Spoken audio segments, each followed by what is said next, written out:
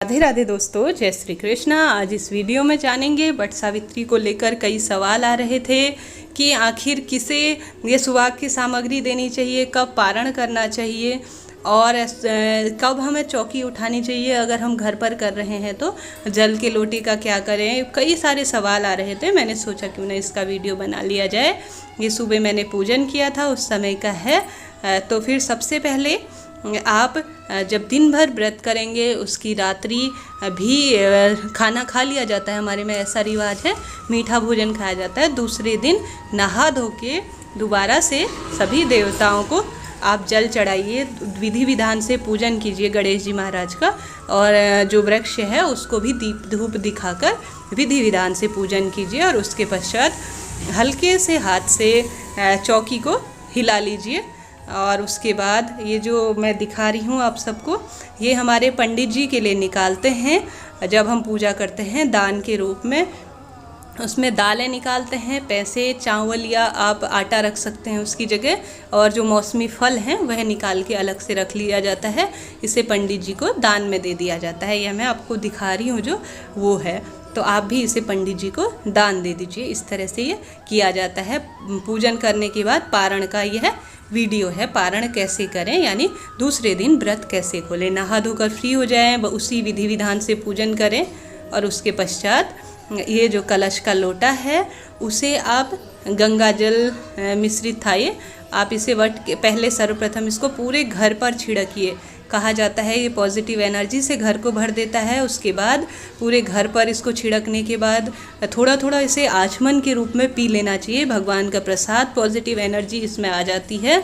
उसके बाद जो ये फूल इत्यादि हैं इन्हें आप किसी एक थैली में रख लीजिए। चावल हो गए वह कबूतरों को दे दीजिए या गाय को दे दीजिए। और यह जो है वह पैर के नीचे ना आए, ना ही कचरे के ढेर के रूप में फेंके जाए। ये ध्यान रखिए इस बात का।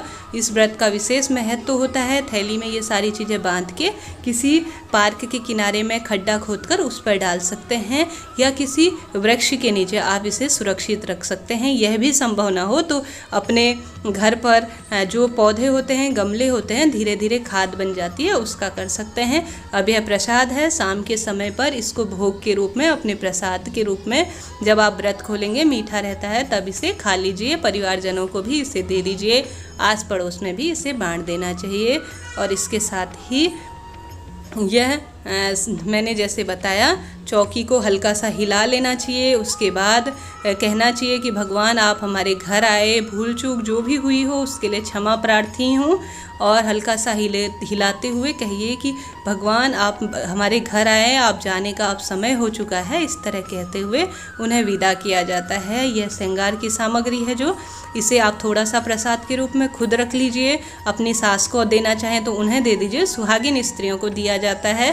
पंडित जी को देना चाहें तो उनकी धर्मपत्नी को यह दिया जाता है। इस तरह से किया जाता है। पूजन के बाद भी कभी भी चौकी को खाली नहीं रखना चाहिए। उस जगह पर हल्के हाथ से हिला लेने के बाद आपको उस जगह पर या तो एक दीपक प्रज्वलित कर देना चाहिए या उस जगह पे छोटी सी चौकी बिछा देनी चाहिए। उसके बाद जो ये डोरा बता रही हूँ, हमारे में पुराना डोरा विसर्जित कर दिया जाता है या तुलसी के पेड़ के नीचे रख लिया जाता है और इसे लगा लिया जाता है। और उसके बाद जो ये वट का वृक्ष है यह इसी में रहने दीजिए। 1-2 दिन दीपक लगाना चाहिए। धीरे धीरे यह अपनी जगह पर इसको रखकर इस तरह से पूजन किया जाता है।